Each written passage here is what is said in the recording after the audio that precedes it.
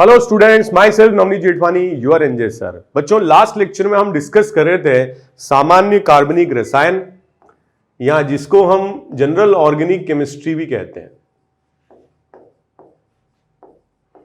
और इसका एक लेक्चर हमने लिया था और उसमें हमने फॉर्मल चार्ज, आवेश के बारे में हमने बातचीत करी थी। ठीक है, और हम ये डिस्कस कर रहे थे कि जो भी अभिक्रियाएं हैं वो या तो एकल पदीय होती हैं या बहुपदीय होती हैं। ठीक है, तो बहुपदीय अभिक्रियाओं को मल्टीपल स्टेप रिएक्शन या जटिल अभिक्रियाएं भी कहा जाता है, कॉम्प्लेक्स रिएक्शन, जटिल अभिक्रियाएं या इसको कॉम्प्लेक्स रिएक्शन भी कहा जाता है। ठीक है, तो एक उदाहरण के तौर पर हम बात करते हैं। जैसे हमारे पास एक 3 डिग्री अल्काइल हैलाइड समूह है,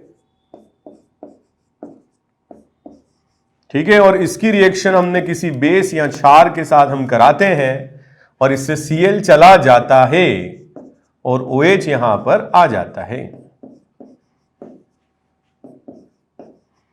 तो इस रिएक्शन को या इस अभिक्रिया को थोड़ा आप ध्यान से देखोगे तो इसमें लगेगा कि यार प्रतिस्थापन हो रहा है, Cl जा रहा है और उसकी जगह पर OH समूह आ रहा है, प्रतिस्थापन हो रहा है। इस अभिक्रिया के लिए अगर हम क्रियाविधि लिखते हैं, क्रियाविधि क्या है? जब हम अभिक्रिया को, हर पद को हम प्रदर्शित करते हैं तो वो कहलाती है अभिक्रिया क्रियाविधि। ठीक है, या reaction mechanism, reaction mechanism, reaction mechanism या अभिक्रिया, अभिक्रिया क्रियाविधि। ठीक है, अभिक्रिया क्रिया विधि। ठीक है, तो बच्चों इसमें पहले पद में क्या हो, Cl यहां से चला जाए, दोनों इलेक्ट्रॉन लेकर के चला जाए और यहां पर बना ले कार्बनायन, कार्बन पर पॉजिटिव या धनावेश आ जाए।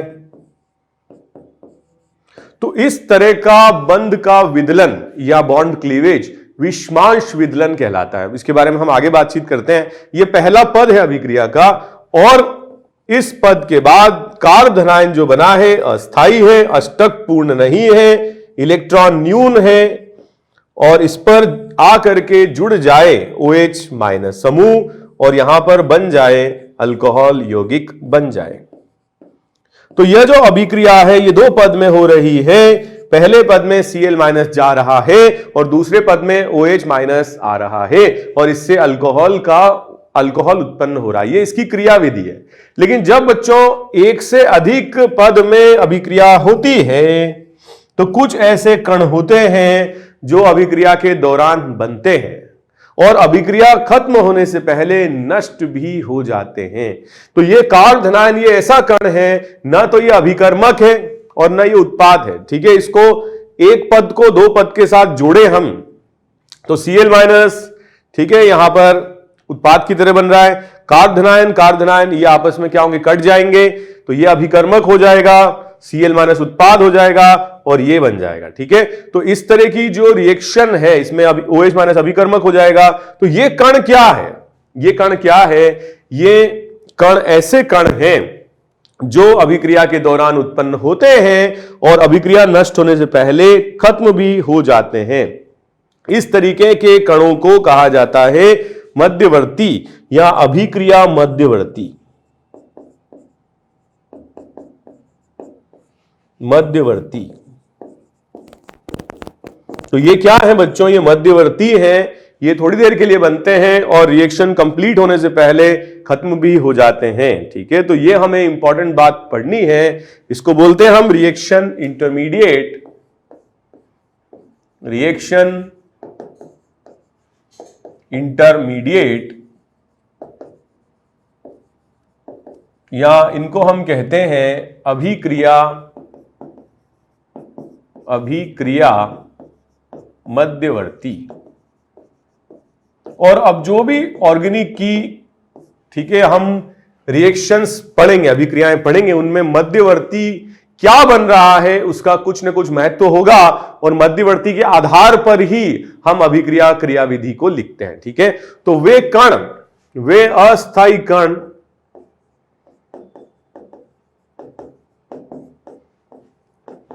जो अभिक्रिया के दौरान बनते हैं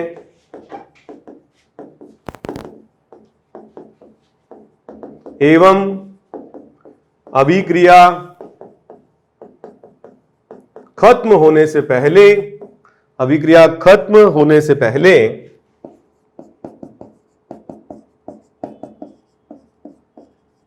नष्ट हो जाते हैं। ठीक है, नष्ट हो जाते हैं।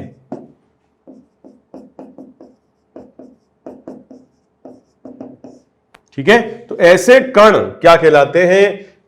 मध्यवर्ती कहलाते हैं। ठीक है, तो हमारे पास जो रासायनिक अभिक्रियाएं हैं उनमें 6 मध्यवर्ती होते हैं। पहला है कार्ब धनायन, कार्ब धनायन, या इसको इंग्लिश में इसे कार्बोकेटायन भी कहते हैं। ठीक है, दूसरा है कार्ब ऋणायन,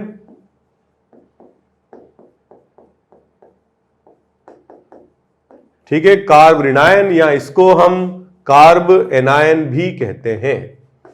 ठीक है, तीसरा है मुक्त मूलक,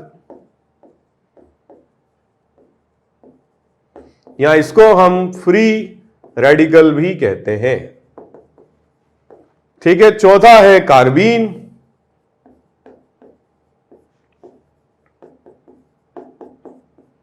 कार्बीन, पांचवा है बच्चों नाइट्रीन,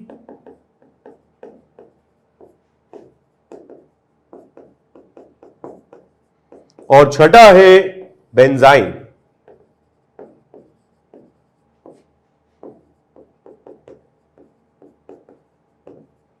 ठीक है, तो एक एक करके हम इनको अच्छे से पढ़ेंगे और इनके जो गुण हैं इनके बारे में हम अच्छे से पढ़ेंगे। ओके, देख लीजिए एक बार इसको।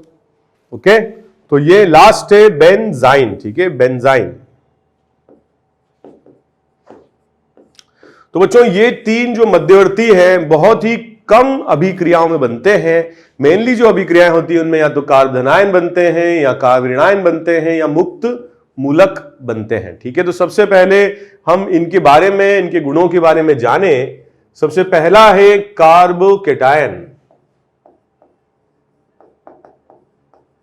या इसको हम बोलते हैं कार्ब धनायन।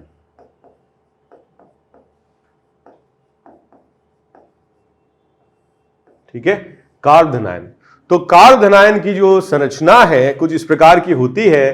कार्बन से 3 बंध जुड़े होते हैं, X, Y और Z से। सामान्य रूप से यह संरचना होती है, सामान्य रूप से। ठीक है, तो 3 बंधित युग्म है, इलेक्ट्रॉन बंधित युग्म है।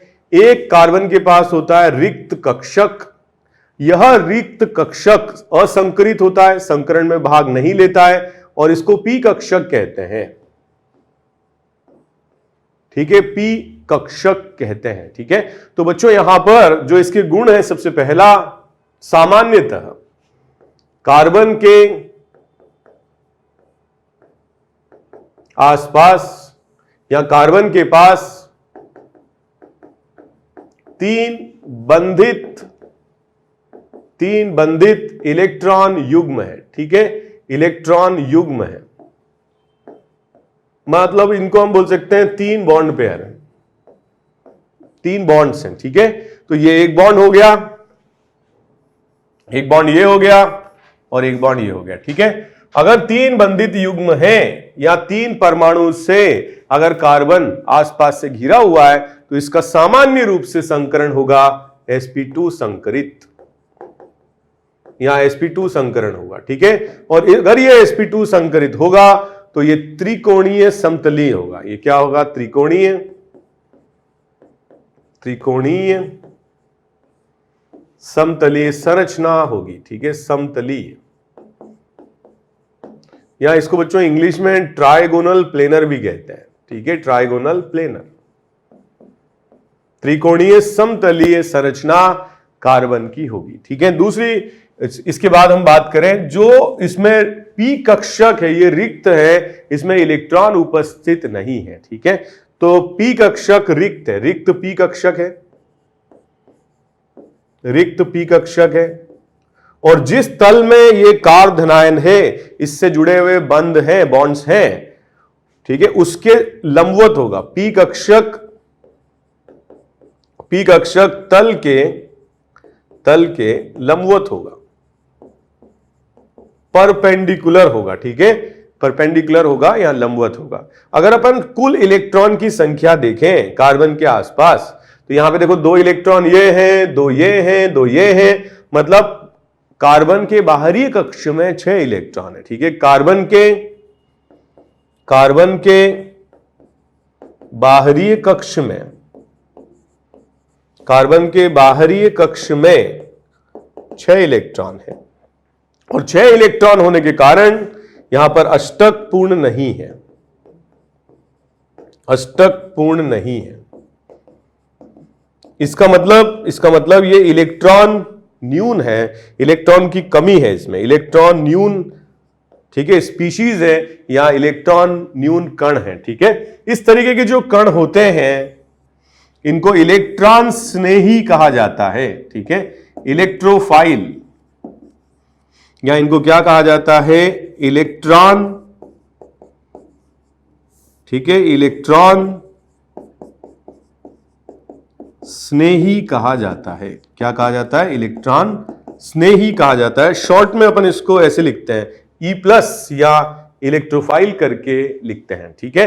तो अगर इसमें बच्चों देखें तो जो रिक्त पी कक्षक है वो तल के लंबवत है, ये समतली त्रिकोणीय समतलीय है, ठीक है, sp2 संकरित है, कुल इलेक्ट्रॉन इसमें 6 हैं, इसमें अष्टक पूर्ण नहीं होता है और ये इलेक्ट्रॉन न्यून होता है, ठीक है। इस तरीके के जो कण होते हैं ये, इनमें एक भी अयुग्मित इलेक्ट्रॉन नहीं है, ठीक है, एक भी अयुग्मित इलेक्ट्रॉन 0 है इसमें,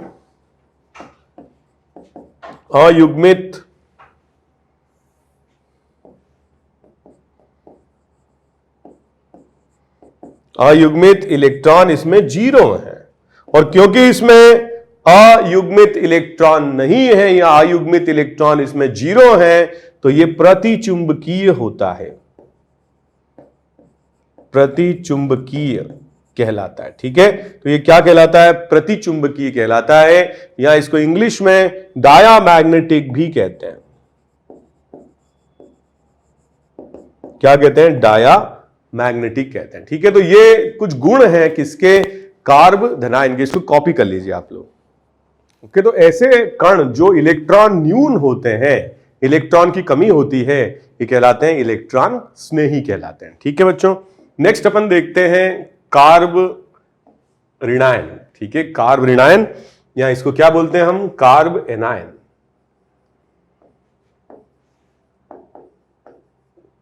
ठीक है, कार्ब ऋणायन।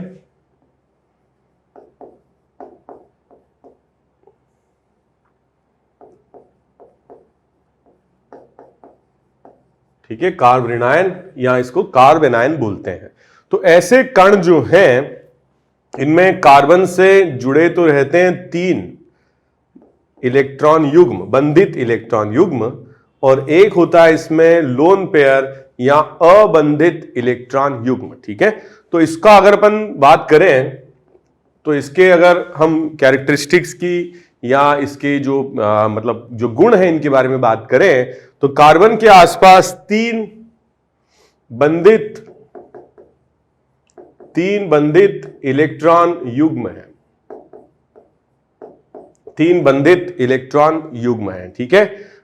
इस दूसरी बात, इसके पास एक अबंधित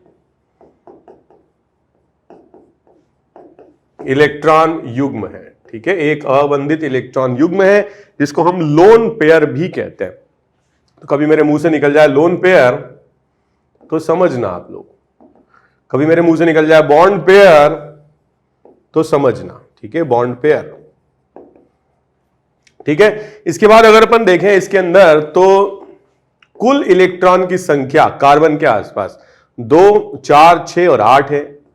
तो 8 कार्बन के बाहरी कक्ष में, कार्बन के बाहरी कक्ष में, ठीक है, कितने इलेक्ट्रॉन हैं, 8 इलेक्ट्रॉन। और 8 इलेक्ट्रॉन होने के कारण इसमें इलेक्ट्रॉन आधिक्य है, इलेक्ट्रॉन आधिक्य है, या इस तरीके के कण जो है इसमें अष्टक पूर्ण है, ठीक है, अष्टक पूर्ण है, ठीक है। तो ऐसे जो कण होते हैं इनको कहा जाता है नाभिक स्नेही। क्या कहा जाता है? नाभिक स्नेही।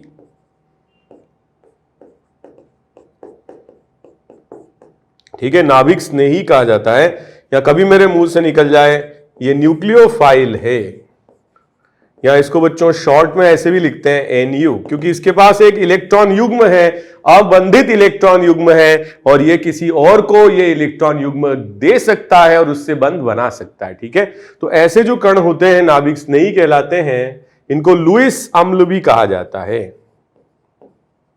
लुईस अम्ल, सॉरी लुईस क्षार कहा जाता है, क्योंकि इलेक्ट्रॉन पेयर डोनेट कर सकते हैं, ठीक है, किसी और के साथ बंध बनाने के लिए अपने इलेक्ट्रॉन पेयर किसी और को दे सकते हैं, दान कर सकते हैं। तो इनको लुईस बेस कहा जाता है। क्या कहा जाता है? लुईस बेस, ठीक है।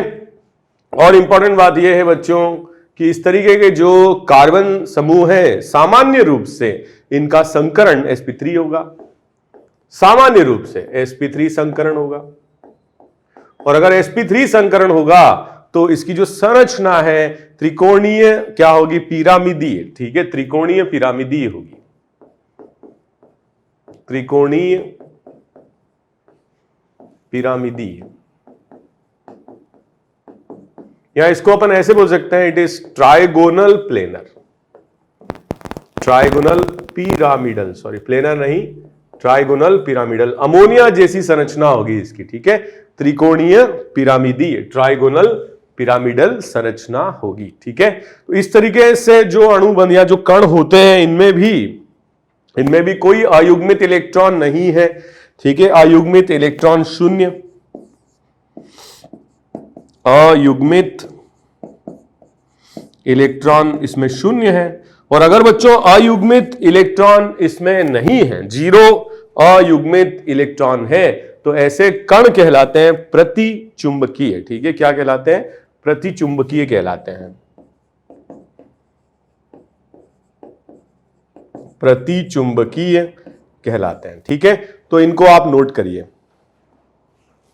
ओके बच्चों, एक बात का ध्यान रखना, सामान्य रूप से अगर यह लोन पेयर या युग्मित इलेक्ट्रॉन जो है, जो कि बंधित नहीं है, अबंधित इलेक्ट्रॉन युग्म सामान्य रूप से sp3 संकरित कक्षक में होता है, sp3 संकरित कक्षक में होता है, यह ध्यान रखना, ठीक है। अगर अनुनाद होता है, अनुनादी संरचनाएं बन सकती हैं, तो यह अयुग्मित, ठीक है, यह अबंधित इलेक्ट्रॉन युग्म अनुनाद की वजह से p कक्षक में जा सकता है, लेकिन सामान्य रूप से जब अनुनाद नहीं है तो यह इलेक्ट्रॉन अनुनाद में भाग नहीं ले रहा है और यह संकरित कक्षक में पाया जाता है, अबंधित इलेक्ट्रॉन युग्म।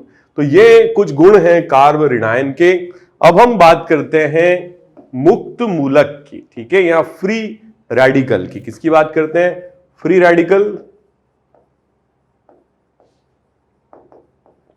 या हम बात करते हैं किसकी? मुक्त मूलक की, मुक्त मूलक, ठीक है। तो जैसे कि नाम से ही समझ में आ रहा है, ऐसे कण जो अस्थायी रूप से अभिक्रिया के दौरान बनते हैं उनको कहा जाता है, ठीक है। इस प्रकार के जो कण होते हैं ये अभिक्रिया में बनते हैं कुछ देर के लिए और अभिक्रिया खत्म होने से पहले नष्ट हो जाते हैं, ठीक है। और ऐसे कण जो मुक्त मूलक होते हैं उनको हम ऐसे प्रदर्शित कर सकते हैं, ये 3 बंधित इलेक्ट्रॉन युग्म यहां पर उपस्थित रहेंगे कार्बन के आसपास, और एक p कक्षक होगा इस तल के लंबवत और उसमें केवल एक इलेक्ट्रॉन होगा, ठीक है। तो अगर हम इसके गुणों की बात करें, सबसे पहले कार्बन के आसपास, या हम ये बोल सकते हैं कि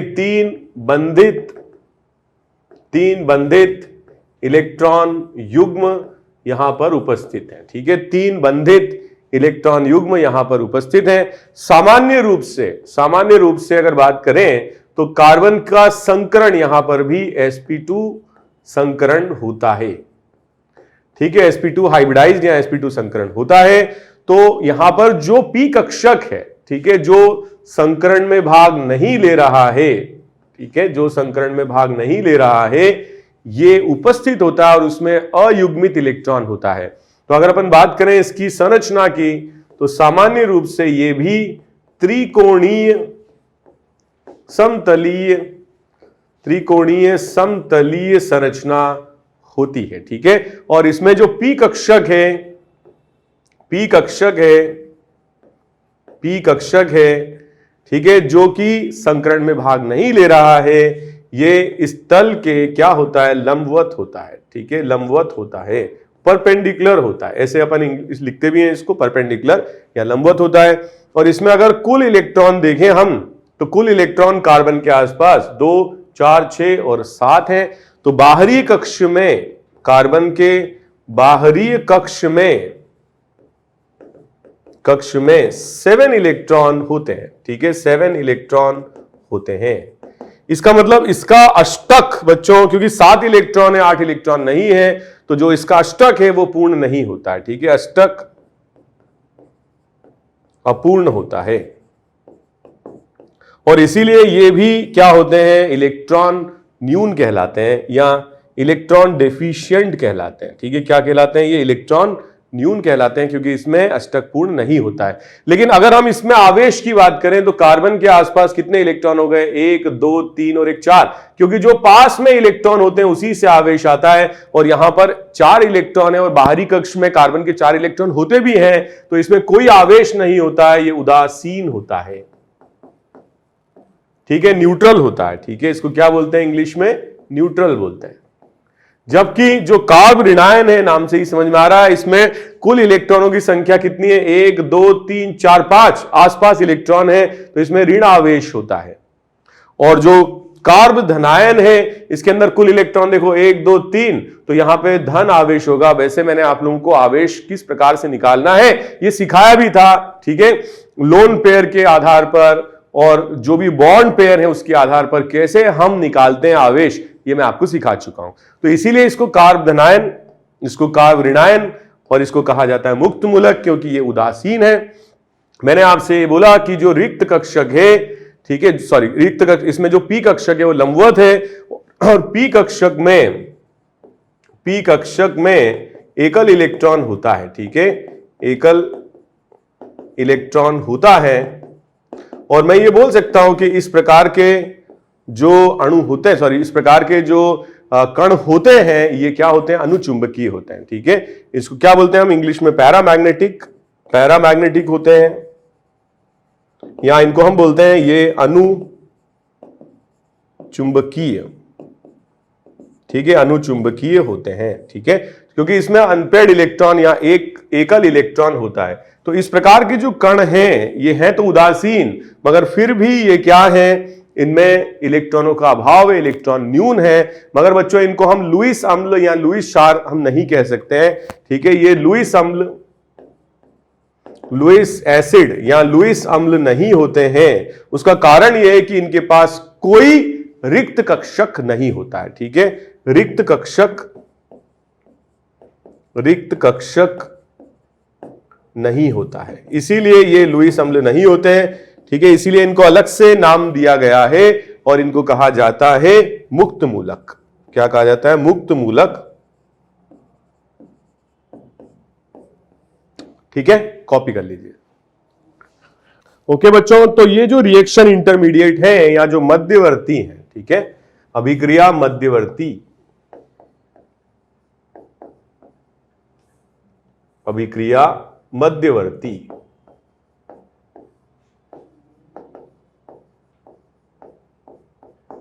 ठीक है, अभिक्रिया मध्यवर्ती या इनको क्या बोलते हैं, रिएक्शन इंटरमीडिएट। ये बंध के विखंडन से बनते हैं,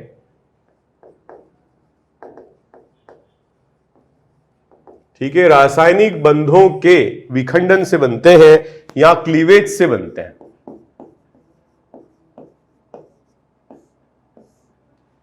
ठीक है। और जो बॉन्ड क्लीवेज है या बंध विखंडन है, ये दो टाइप से हो सकता है, समांश विखंडन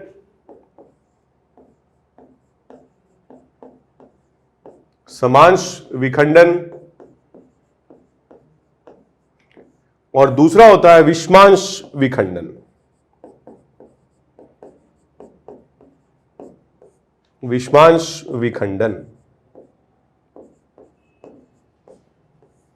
तो नाम से समझ में आ रहा है, समांश इसको बोला जाता है होमोलिटिक क्लीवेज। ठीक है, जैसे कि अगर कोई क्लोरीन अणु है और इसमें जो बंध का विखंडन हो इस प्रकार से हो कि दोनों इस बंध का एक एक इलेक्ट्रॉन लेकर के पृथक हो जाएं, तो जब इसमें एक एक इलेक्ट्रॉन आ जाता है तो इसको बोलते हैं हम मुक्त मूलक, और इस प्रकार का विखंडन कहलाता है समांश विखंडन। जैसे कि अगर मान लो इस प्रकार से,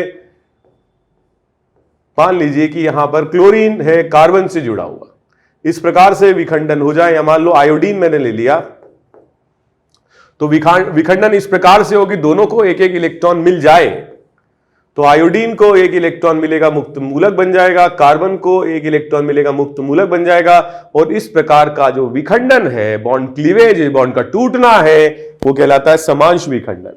तो बच्चों, जब भी बॉन्ड टूटते हैं तो नए बॉन्ड बनते हैं, और जब भी नए बॉन्ड बनते हैं तो अभिक्रिया होती है। अभिक्रिया का मतलब ही है पुराने बंधनों का टूटना और नए बंधनों का बनना। ठीक है, यहां पे देखो, अगर कार्बन क्लोरीन के बीच में जो बंध है इसका विखंडन कुछ इस प्रकार से होता है कि दोनों इलेक्ट्रॉन लेकर के क्लोरीन चला जाए, तो अगर ऐसा होता है तो कार्बन पर धनावेश आ जाता है और क्लोरीन पर ऋणावेश आ जाता है, और इस प्रकार से दोनों इलेक्ट्रॉन जब एक ही परमाणु लेकर के जा रहा है तो इस प्रकार का विखंडन कहलाता है विषमांश विखंडन, या इसको हेट्रोलिटिक क्लीवेज भी कहा जाता है। क्या कहा जाता है?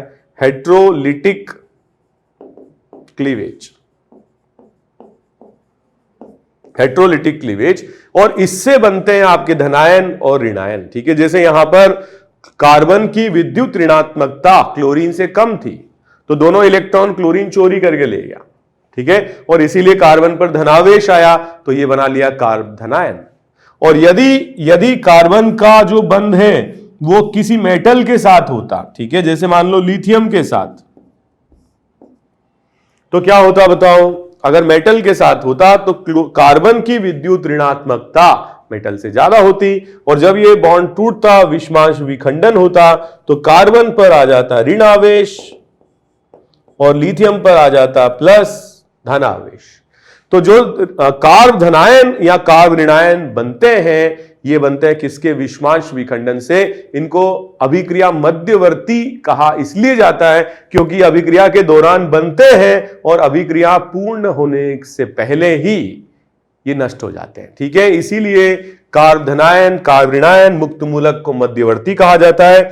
इसके अलावा और भी मध्यवर्ती है जिनके बारे में हम चैप्टर्स में पढ़ेंगे, क्योंकि ये बहुत ही कम अभिक्रियाओं में बनते हैं, कार्बीन, नाइट्रीन और बेंजाइन। ठीक है बच्चों, तो आज से हम जो है इसका जीओसी का एक इंपॉर्टेंट चैप्टर शुरू करने जा रहे हैं, और इनको बोलते हैं हम इलेक्ट्रॉनिक प्रभाव। ठीक है, इलेक्ट्रॉनिक विस्थापन प्रभाव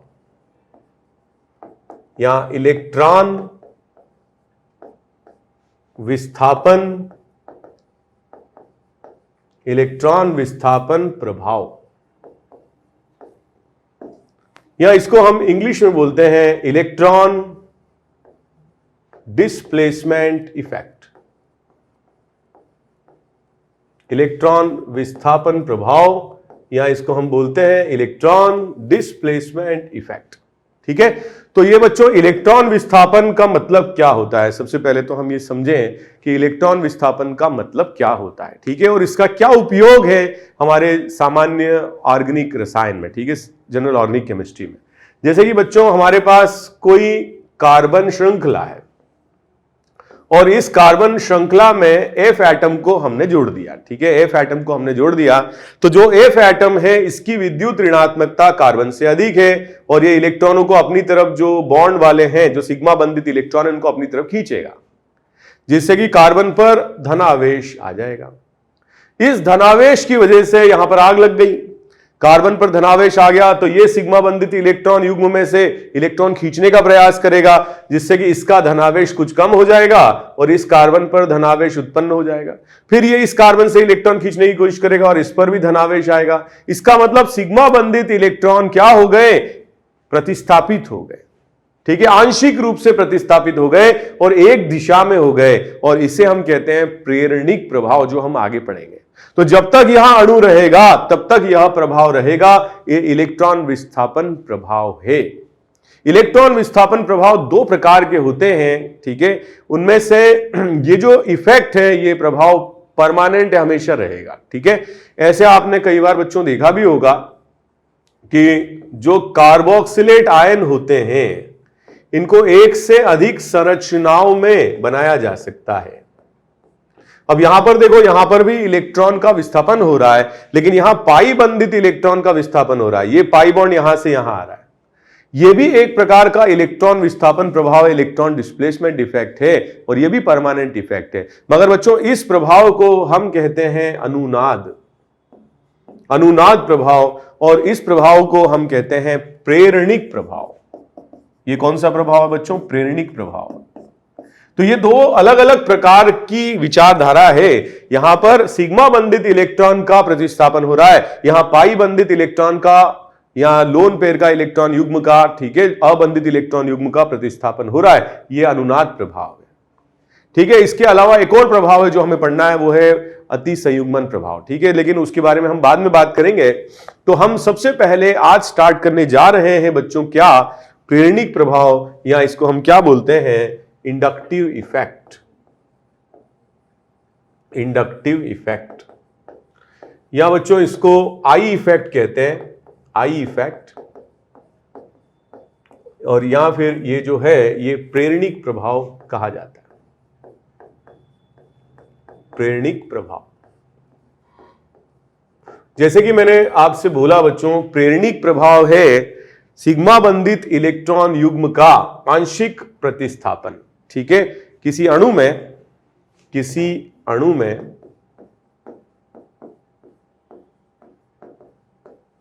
किसी अणु में सिग्मा बंधित इलेक्ट्रॉन का आंशिक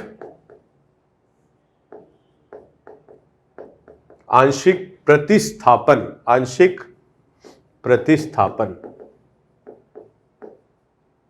ठीक है, प्रेरणिक प्रभाव कहलाता है। क्या कहलाता है?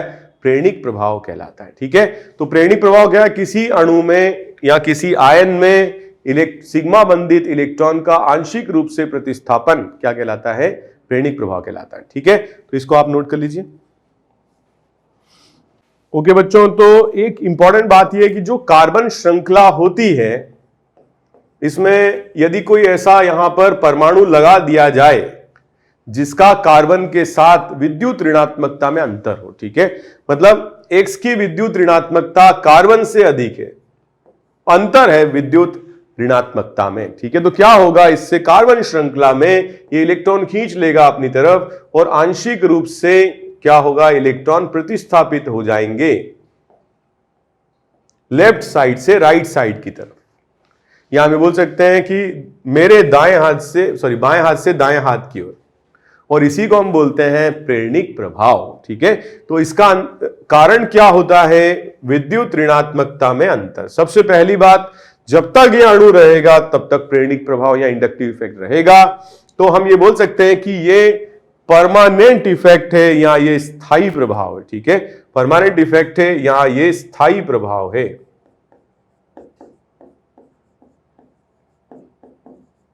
ठीक है, इसको क्या बोलेंगे हम? Permanent effect. दूसरी बात, ये सिग्मा बंध से ही, ठीक है, इलेक्ट्रॉन प्रतिस्थापन होता है, पाई बंध से इसका कोई लेना देना नहीं है। ठीक है, ये सिग्मा बंध के द्वारा ही दर्शाया जाता है, सिग्मा बंध के द्वारा ही दर्शाया जाता है। ठीक है, सिग्मा बंध के द्वारा दर्शाया जाता है। पाई बंध से, पाई बंध का या पाई बंध से प्रेरणिक प्रभाव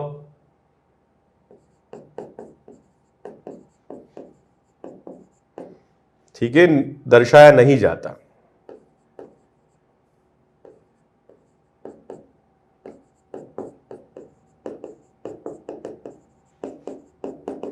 ठीक है, तो प्रेरणिक प्रभाव किससे दर्शाया जाता है?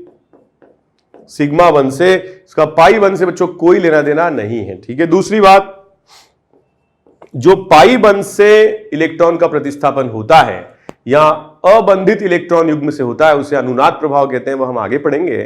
दूसरी बात यह कि ये आंशिक इलेक्ट्रॉन प्रतिस्थापन है।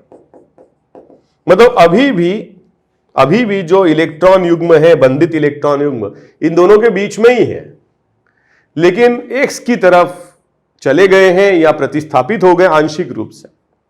ठीक है, इसलिए ये इलेक्ट्रॉन का प्रतिस्थापन आंशिक है और इसी वजह से प्रेरणिक प्रभाव क्या होता है, काफी वीक इफेक्ट होता है, दुर्बल प्रभाव होता है। ठीक है, दूसरी बात यह है कि इसका जो कारण है वो है विद्युत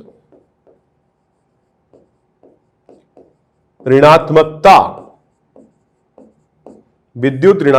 में अंतर।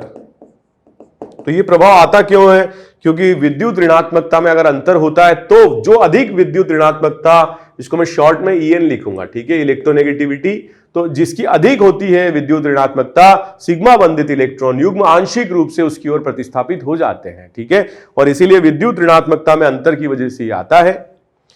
एक और इंपॉर्टेंट बात, यह दूरी बढ़ने के साथ इसका मान कम हो जाता है, मैग्नीट्यूड कम हो जाता है। ठीक है, तो जैसे जो भी आवेश 1 पर आया, ठीक है, कार्बन 1 पर, वो सबसे अधिक आएगा, सबसे अधिक धनावेश आएगा। 2 पर यह आवेश कम हो जाएगा, 3 पर यह और कम हो जाएगा। तो मतलब दूरी बढ़ने के साथ, ठीक है, दूरी बढ़ने के साथ ठीक है, आई इफेक्ट दुर्बल हो जाता है, ठीक है। तो ये इंपॉर्टेंट बात है कि आई इफेक्ट दूरी पर निर्भर करता है और दूरी बढ़ने पर इफेक्ट कम हो जाता है। ठीक है, इसको कॉपी कर लीजिए। ओके बच्चों, अब एक इंपॉर्टेंट बात, जो आई प्रभाव है, इंडक्टिव इफेक्ट है या प्रेरणिक प्रभाव है, 2 प्रकार का होता है। ठीक है, 2 प्रकार का होता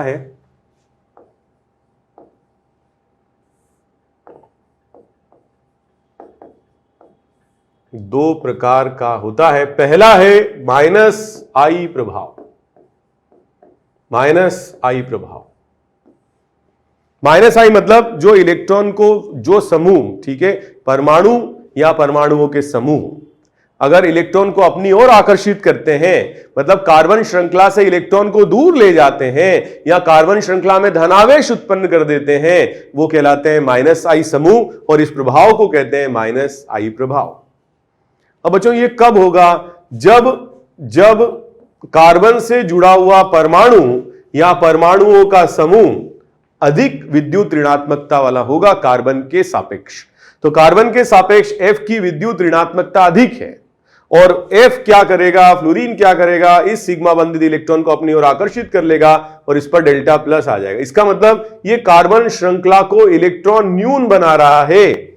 ये समूह कार्बन श्रृंखला से इलेक्ट्रॉन को अपनी ओर आकर्षित कर रहा है, इलेक्ट्रॉन न्यून बना रहा है, और इसीलिए इसको बोलते हैं माइनस आई इफेक्ट, और इंग्लिश में बोलते हैं इसको बच्चों electron withdrawing effect. Electron withdrawing effect मतलब ये इलेक्ट्रॉन को खींचने वाला, अपनी ओर आकर्षित करने वाला इफेक्ट है, यह प्रभाव है। ठीक है, तो ऐसे बच्चों कौन से परमाणु हैं जो माइनस आई, देखो जो भी थ्योरी हमने पढ़ी उसको लिखने का फायदा तब है जब आप उसको क्वेश्चन में अप्लाई कर पाओ। तो जैसे हम आवर्त सारणी देखते हैं, पीरियोडिक टेबल देखते हैं, तो उसमें हैलोजन समूह जो है FCl Br I, oxygen family जो है ऑक्सीजन सल्फर, ठीक है, इससे पहले नाइट्रोजन फैमिली है नाइट्रोजन फॉस्फोरस, उससे पहले कार्बन फैमिली है। तो बस इतने ही परमाणुओं की जरूरत हमें पड़ती है माइनस आई को समझने और समझाने के लिए और पहचानने के लिए। यहां पर जो हैलोजन समूह है, हैलोजन फैमिली है, इन सब की विद्युत ऋणात्मकता अधिक है कार्बन से, और इसीलिए हम ये बोलते हैं कि जितने भी परमाणु हैं ये सभी माइनस आई प्रदर्शित करते हैं। ठीक है, तो बच्चों अगर मान लो कि F भी माइनस आई प्रदर्शित करता है, Cl भी माइनस आई प्रदर्शित करता है, Br भी माइनस आई प्रदर्शित करता है, I भी माइनस आई प्रदर्शित करता है, तो माइनस आई का जो क्रम होगा क्या सबका बराबर होगा? नहीं होगा। इसमें कुछ का प्रभाव माइनस आई प्रभाव अधिक होगा और कुछ का प्रभाव कम होगा, और वही हमें इसमें तुलना करनी है। तो जैसे हमने देखा कि कार्बन और F के बीच का जो बंध होगा वो छोटा बंध होगा। कार्बन और क्लोरीन में क्लोरीन का जो रेडियस है, जो त्रिज्या है, ठीक है, जो साइज या आकार है वो बड़ा है, तो इससे जो इलेक्ट्रॉन यहां पर उपस्थित होंगे वो क्लोरीन के नाभिक से दूर होंगे, और F से अगर हम तुलना करें तो F के नाभिक के पास में होंगे।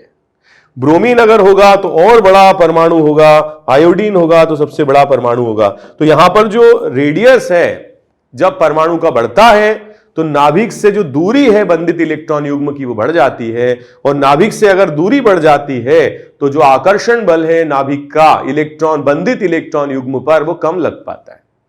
तो हम ये बोल सकते हैं कि जब हम आवर्त सारणी में टॉप से बॉटम जाते हैं तो हम ये देखते हैं कि जो रेडियस है या जो त्रिज्या है वो इंक्रीज हो रहा है, बढ़ रहा है, आकार बढ़ रहा है परमाणु का। और अगर आकार बढ़ता है तो हम ये बोल सकते हैं कि जो माइनस आई प्रभाव है उसका मान कम हो जाता है, माइनस आई का मान कम हो जाता है। तो जब हम आवर्त सारणी में टॉप से बॉटम जाते हैं तो माइनस आई प्रभाव क्या हो जाता है? कम हो जाता है। या मैं ये बोल सकता हूं कि F में, Cl में, Br में और I में यह क्रम रहेगा किसका? माइनस आई के प्रभाव का या माइनस आई के मान का। ठीक है, वैसे ही हम इसमें तुलना कर सकते हैं ऑक्सीजन और सल्फर में। तो ऑक्सीजन का आकार छोटा है, सल्फर का आकार मोटा है, बड़ा है, सॉरी। तो अगर अपन यहां पे देखें ऑक्सीजन और सल्फर में से माइनस आई प्रभाव ऑक्सीजन का बच्चों अधिक होगा। ऐसे ही और समूह भी बना दिए जाते हैं। ऑर्गेनिक में तो घर का राज चल रहा है हमारा, कोई भी कार्बन चेन जब मर्जी हम जोड़ देते हैं, जब मर्जी हटा देते हैं। जैसे मेथिल समूह मैंने बना लिया, ठीक है। कुछ बच्चे तो डिजाइनिंग भी करते हैं। एक बार तो मैं पढ़ा रहा था, ठीक है, मैंने पूछा समझ में आया? बोले सर समझ में तो थोड़ा कम ही आया, लेकिन बेंजीन बनाने में मजा बहुत आया। तो ऐसे नहीं करना है आपको, ठीक है, आपको समझने की कोशिश करनी है। ये नहीं कि बेंजीन बनाने में मजा बहुत आया, ऐसे नहीं करना है, ठीक है। और बहुत सारे बच्चे तो ये बोलते हैं सर ऑर्गेनिक केमिस्ट्री पढ़ के सर हमारी ड्राइंग अच्छी हो गई है, क्योंकि हम जो है पहले जो है अच्छी तरीके से ऐसे जिगजैग बॉन्ड और ये सब बना नहीं पाते थे, आजकल हम सर बहुत अच्छे से बना लेते हैं, लेकिन ऑर्गेनिक केमिस्ट्री समझ में नहीं आई। तो ऐसी जो आप बातें करते हो ये यहां नहीं यहां लगती हैं, ठीक है, यहां नहीं यहां लगती हैं, ठीक है। इसीलिए पढ़ाई पर ही फोकस करना ज्यादा जरूरी है। मजा तो बहुत ले लिया जीवन में, ठीक है, अब ये 1-2 साल पढ़ाई कर लो जिससे कि कहीं कुछ अच्छी जगह पे आप पहुंच पाओ, और क्लास के बाद ये नहीं बोले कि सर बेंजीन बनाने में मजा बहुत आया, व्हाट रबिश, ठीक है। तो हम बड़े इसमें O और CH3 SCH3 में से O का आकार छोटा है, माइनस आई प्रभाव अधिक होगा, ठीक है। जैसे कि मैंने बोला आपसे कि मैं कभी भी कुछ भी लगा दूंगा OPH और SPH, तो O की विद्युत O का आकार छोटा है और इसका माइनस आई प्रभाव अधिक होगा, ठीक है। जैसे हम तुलना करते हैं NH2 और PH2 की, तो नाइट्रोजन का आकार छोटा है और माइनस आई क्या होगा? इसका नाइट्रोजन का अधिक होगा। तो कुल मिलाकर के बात यह है बच्चों कि अगर हम टॉप टू बॉटम जाते हैं किसमें? आवर्त सारणी में, तो आकार बढ़ता है, माइनस आई घटता है। मजा आ गया। आगे बढ़ते हैं। अब हम जो हमने कंपैरिजन किया, ठीक है, उसमें दूसरा हम कंपैरिजन करते हैं जिसमें हम आवर्त सारणी में लेफ्ट टू राइट जाएंगे, ठीक है। जैसे कार्बन है, नाइट्रोजन है, फास्फोरस है, ऑक्सीजन है, सल्फर है, F का, Cl का, Br का, I का, सब का माइनस आई प्रभाव होता है, ठीक है। तो यहां पर अगर हम इस प्रकार से मूवमेंट करते हैं, ठीक है, बाएं हाथ से, मतलब आपके बाएं हाथ से दाएं हाथ की ओर जा रहे हैं आप आवर्त सारणी में, तो कुछ समूह मैंने यहां पे लिखे, जैसे कि NH2, जैसे कि OH, जैसे कि F। तो इसमें 3 परमाणु, एक नाइट्रोजन, एक ऑक्सीजन, एक फ्लोरीन। अब यहां पर देखी जाती है बच्चों विद्युत ऋणात्मकता। क्या देखी जाती है? विद्युत ऋणात्मकता। क्या देखी जाती है? विद्युत ऋणात्मकता। और जब हम लेफ्ट टू राइट जाते हैं आवर्त सारणी में तो विद्युत ऋणात्मकता बढ़ती है, और विद्युत ऋणात्मकता अगर बढ़ती है तो फिर माइनस आई प्रभाव भी बढ़ता है। ठीक है बच्चों, तो ये इंपॉर्टेंट बात है कि जो भी माइनस आई प्रभाव है वो CH के सापेक्ष देखा जाता है। CH के सापेक्ष मतलब CH बंध के सापेक्ष यदि कोई परमाणु या परमाणु का समूह इलेक्ट्रॉन को अपनी ओर आकर्षित करता है तो वो माइनस आई कहलाता है, और इलेक्ट्रॉन को डोनेट करता है सिग्मा बंध के थ्रू इलेक्ट्रॉन को देता है तो वो प्लस आई कहलाता है, जो हम आगे पढ़ेंगे। ठीक है, ऐसे ही बच्चों सच और कल्लू में भी हम कंपैरिजन कर लें तो सल्फर से सच और क्लोरीन से कल्लू, तो हम लेफ्ट से राइट जा रहे हैं, विद्युत ऋणात्मकता बढ़ रही है, माइनस आई प्रभाव भी ऑटोमेटिकली बढ़ रहा है। ठीक है, तो ये बहुत इंपॉर्टेंट से भी ज्यादा बाप इंपॉर्टेंट बातें हैं जो हमें समझनी है। अब ये कुछ ऐसा कंपैरिजन था जो काफी कॉमन सा था। अब हम कुछ ऐसे कंपैरिजन करेंगे जो थोड़े से अनकॉमन है। जैसे कि बच्चों हमारे पास कार्बन है और इस तरह से बनाया हुआ C ट्रिपल बॉन्ड N, ठीक है, तो और दूसरा हमारे पास समूह है CH डबल बॉन्ड NH। अब इसको समझना आना चाहिए, कार्बन का संकरण यहां पर sp है, कार्बन का संकरण यहां sp2 है, और हम जानते हैं कि प्रतिशत S गुण सबसे अधिक होता है sp में, फिर होता है sp2 में, फिर होता है sp3 में। इसमें कितना प्रतिशत S होता है? 50। ठीक है, 50 तोला नहीं वो वाला संजय दत्त वाला, ये 50% है। ठीक है, ये कितना होगा? 33%, और ये कितना होगा? 25%। तो जिसमें प्रतिशत S गुण बढ़ता है, ठीक है, प्रतिशत S गुण बढ़ता है, उसमें विद्युत ऋणात्मकता बढ़ती है। ठीक है, मैं आपसे क्या बोल रहा हूं, जो भी मैं पढ़ा रहा हूं वो नोट्स बनाने हैं आपको। ठीक है, मैं एक बच्चे से पूछ रहा था कि आप जो भी मैं पढ़ा रहा हूं उसको आप कॉपी में लिख रहे हो? तो बोला मां कसम लिखते हैं। फिर मैंने बोला जो भी क्वेश्चन मैं होमवर्क देता हूं वो करते हो? मां कसम करते हैं। ठीक है, फिर मैंने पूछा उससे कि जो भी मैं पढ़ाता हूं समझ में आता है? मां कसम समझ में आता है। तो अगर इतना है तो फिर आपकी पढ़ाई अच्छी चल रही है। ठीक है, इसका मतलब ये है कि आपकी पढ़ाई अच्छी चल रही है। ओके, तो इसमें देखो अगर इसका sp संकरण है और इसका sp2 संकरण है तो इस कार्बन की विद्युत ऋणात्मकता अधिक है बच्चों, और इसलिए इसका माइनस आई प्रभाव भी अधिक होगा। ठीक है, तो ये ध्यान रखना। और भी है हमारे पास अल्कीन खुद स्वयं, अल्काइन, ठीक है, अल्काइन, तो यहां संकरण sp है बच्चों, यहां संकरण sp2 है, यहां प्रतिशत S गुण अधिक है, विद्युत ऋणात्मकता अधिक है, माइनस आई प्रभाव भी अधिक है। ये समूह जो sp2 और sp संकरित होते हैं ये सामान्य sp3 कार्बन से विद्युत ऋणात्मकता इनकी अधिक होती है, और ये प्रदर्शित करते हैं माइनस आई प्रेरणिक प्रभाव या माइनस आई इफेक्ट। ओके बच्चों, मेरे ख्याल से समझ में आया होगा। अब मैं कुछ और क्वेश्चंस कराते, ठीक है, मैं कुछ और क्वेश्चंस कंपैरिजन कराते जिसमें आपको खुद बताना है कि माइनस आई प्रभाव किसका अधिक है। ठीक है, चार्ट क्वेश्चन में कराती, चार्ट है। ठीक है, करो ये।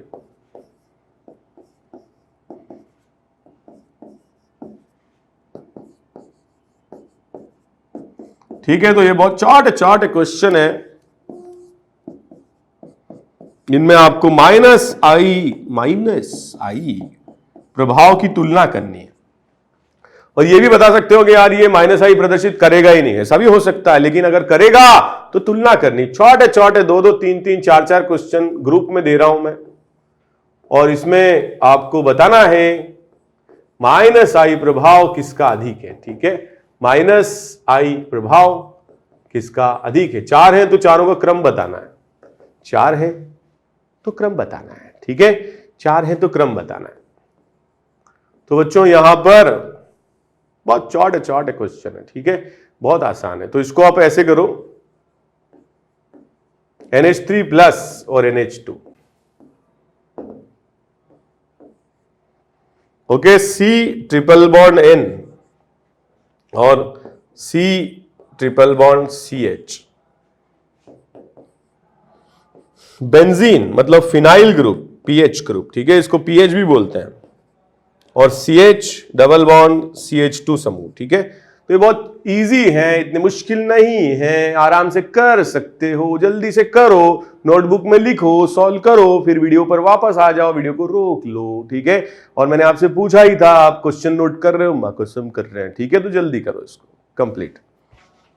ओके, तो बच्चों NO2 और NO में अगर हम तुलना करते हैं तो यहां पहला परमाणु नाइट्रोजन है, कार्बन से अधिक विद्युत ऋणात्मकता है, और आपको अब पहचानना आना चाहिए कि यह समूह -I प्रदर्शित करेगा। इसके साथ दो ऑक्सीजन परमाणु जुड़े हुए हैं, इन दोनों का भी इसके ऊपर कुछ ना कुछ प्रभाव जरूर पड़ेगा। इसमें एक ही ऑक्सीजन है, इसीलिए इसका -I प्रेरणिक प्रभाव अधिक होगा NO से। ठीक है, दूसरा देखो CF3C CL3CBr3CI3। यहां पे देखो बहुत सारे बच्चे सोच रहे होंगे सर कार्बन कैसा है, कार्बन कैसे -I प्रदर्शित कर सकता है। देखो बच्चों, कार्बन से तीन हैलोजन समूह जुड़े हुए हैं, और ये हैलोजन समूह क्या करेंगे, कार्बन की ढकी चिकी कर देंगे, अपनी तरफ इलेक्ट्रॉन को आकर्षित करेंगे, कार्बन से इलेक्ट्रॉन छीन लेंगे, और कार्बन जो है बावले की तरह आगे कार्बन श्रृंखला से इलेक्ट्रॉन अपनी ओर आकर्षित करेगा, सिग्मा बंधित इलेक्ट्रॉनों को अपनी ओर खींचेगा, इसलिए सबसे अधिक होगा इसका F का, फिर Cl का, फिर Br का, फिर I का। ओके, F का, Cl का, Br का, I का, सबका प्रभाव होगा रे प्रेरणिक प्रभाव। ओके, तो इसमें देखो SO3H सल्फर परमाणु, पहला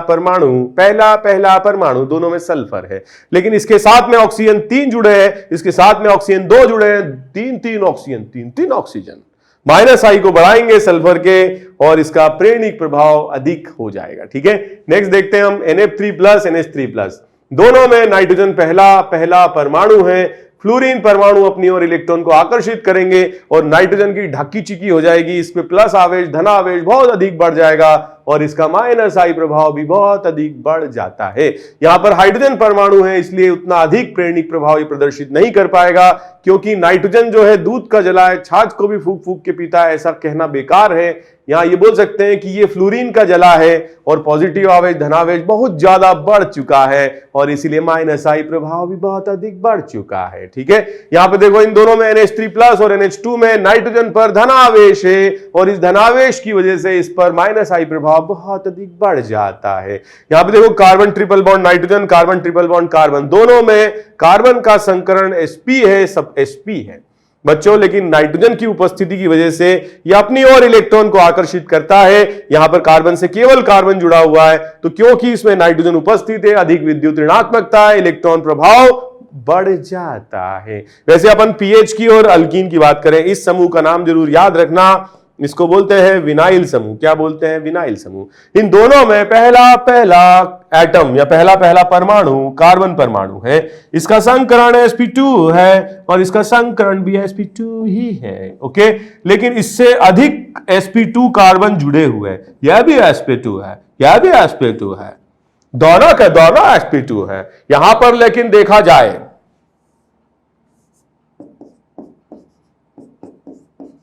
तो यह कार्बन sp2 है, इस कार्बन से एक ही sp2 जुड़ा है, एक तरफ तो हाइड्रोजन जुड़ा है। ऐसा क्वेश्चन गलत हो जाए यह हो नहीं सकता, और अब आपसे ये क्वेश्चन गलत हो जाए या मैं होना नहीं दूंगा। यहां पर देखो कार्बन दोनों तरफ है, लेकिन ऊपर की तरफ और नीचे की तरफ दोनों तरफ कार्बन sp2 संकरित है, जिसकी वजह से इसका प्रेरणिक प्रभाव -I प्रभाव बढ़ जाता है, और यहां हाइड्रोजन ढाकी चिकी नहीं कर पा रहा है, केवल एक ही तरफ कार्बन है जो sp2 संकरित है। समझ में आया? तो ये ध्यान रखना, ऐसे जो मैंने अभी लैंग्वेज में बात करी, ऐसी स्टाइल मैंने एक दो बार टीवी में देखी थी। ठीक है, उसमें एक था, मतलब बहुत मतलब कोई चीज को वो मतलब बेच रहा था ऐसे, मैं पहले बहुत मोटा था, सब मुझे माटू माटू कहते थे, फिर किसी ने कहा कि आप ये जिम ज्वाइन कर लो, आप पतले हो जाओगे। मैंने जिम ज्वाइन किया, मेरे सारे पैसे उन्होंने लूट लिए, मेरे पास खाना खाने के भी पैसे नहीं बचे, 1 महीने तक मैं भूखा रहा, मैं पतला हो गया। ये जिम आप भी ज्वाइन करिए, आपको भी लूट लेंगे और आप पतले हो जाएंगे। ठीक है, तो ऐसा मैंने पढ़ा था, तो समझ रहे, ऐसा मैंने देखा था। ये मजाक की बात है, ठीक है, आपको ऐसा तो नहीं लग रहा सर बहुत मजाक करते हैं? ऑफ कोर्स मजाक करते हैं। ओके, तो यहां पे देखो बच्चों, -I प्रेरणिक प्रभाव का एक क्रम भी है जो मैं ऐसे लिखता हूं, NF3+, ठीक है, NF3+, फिर है NR3+, यहां पर R अल्काइल समूह है, ठीक है, फिर NH3+, फिर NO2, फिर CN, फिर SO3H, फिर C डबल बॉन्ड OH, ठीक है, फिर F, फिर Cl, फिर Br, फिर I। बहुत सारे बच्चे तो अपना माथा पकड़ के बैठ गए होंगे, इसे कैसे याद करें। इसलिए तो मैंने आपको पहले कंपैरिजन सिखाया है, ठीक है, इसलिए मैंने आपको पहले कंपैरिजन सिखाया। कंपैरिजन से क्वेश्चन हो जाते हैं, मगर ये -I प्रभाव की श्रृंखला है, सीरीज है, ठीक है, सीरीज है, ठीक है। तो C double bond OR, ether, alcohol, benzene या सॉरी अल्काइन,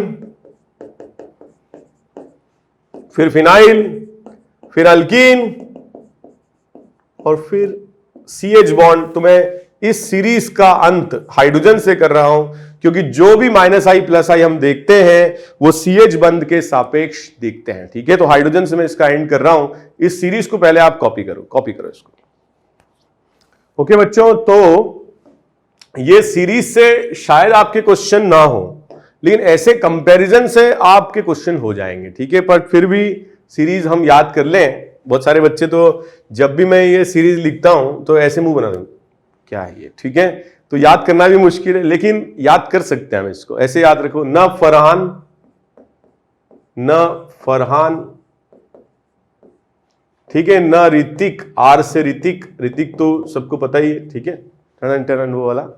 और न H, न हीरालाल किसी को पता नहीं होगा, मुझे भी नहीं है, तो बहुत पुरानी मूवी आई थी हीरालाल, ठीक है। और O से न ओमपुरी तो सबको पता ही है यार, अमरीशपुरी का भाई, अमरीशपुरी तो पता है ना सबको, जाओ सिमरन जाओ जी ले अपनी जिंदगी, वो वाला, ठीक है। CN से कौन, SO3H से सूफियाना,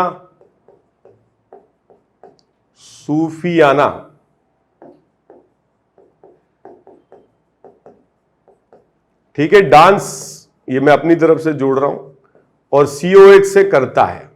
अब मेरे ख्याल से याद हो जाएगा आपको, न फरहान, न ऋतिक, न हीरालाल, न ओमपुरी, कौन सूफियाना डांस करता है। मेरे ख्याल से फादर कलेक्टर, ये तो आता ही है सबको, F से फादर, कलेक्टर Cl से, Br से ब्रदर, I से इंस्पेक्टर, ठीक है। मेरे ख्याल से सबको ये आता है, father, collector, brother, inspector, attention. एक बच्चा ऐसे ही बोल रहा था, फिर कल बाहर आई आंटी। बिल्कुल सावधान रहना, आंटी पुलिस बुला लेगी, ठीक है। तो इसको ऐसे ही याद रखो, father, collector, brother, inspector, okay, and respect elders, okay. इसको C डबल बॉन्ड OR, कोरा ईथर, क्योंकि OR ग्रुप है ईथर, OH ग्रुप है अल्कोहल, कोरा ईथर अल्कोहल, पीकर आइन, ये पीकर मैं अपनी तरफ से जोड़ रहा हूं, पीकर अल्काइन से आइन, पीकर आइन। पीएच बोले तो बेंजीन,